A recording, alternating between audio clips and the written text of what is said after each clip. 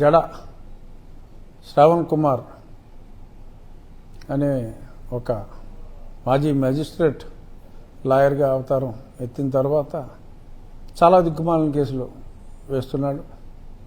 మనల్ని అయితే పీడించు తింటున్నాడు. సరే,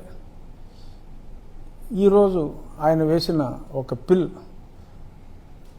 ఈ నెల 15వ తారీఖు ఆయన ఒక రిట్ వేయటం జరిగింది. ఆ రోజు నేను కూడా నా ఆర్గ్యుమెంట్స్ కూడా వినిపించడం జరిగింది. ఆయన ఎన్ని అబద్ధాలు చెప్పినా కోర్టులో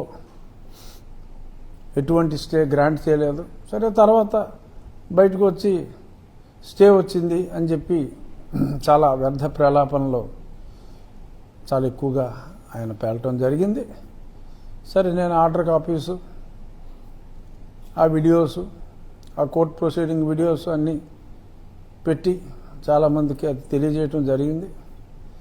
ఆ తర్వాత ఇదిగో ఒక పిల్లితో ఇంకొక పేరు, మరొక క్రిస్టియన్ వనిత పేరుతో మరొక పిల్లు వేయటం జరిగింది.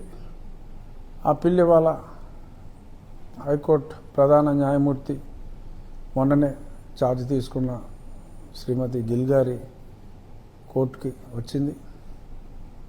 చాలా స్పష్టంగా చాలా ప్రశ్నలు వేసి ఇన్ని అబద్ధాలు ఆడాడంటే ఆ మాజీ మేజిస్ట్రేటు చెప్పడానికి వీల్లేదు. అనుమతులన్నీ తీసుకుని మనం అక్కడ మరి ఆ శిథిలావస్థలో ఉన్న ఆ ప్రాంగణాన్ని శుభ్రం చేసిన తర్వాత ఎటువంటి అనుమతులు లేకుండా ఇవన్నీ చేశారు అని చెప్పి అసలు ఒక న్యాయవాదిగా ఉండి అన్ని అబద్ధాలు ఆడటం అనేది అది ఒక్క జడకే సాధ్యమేమో.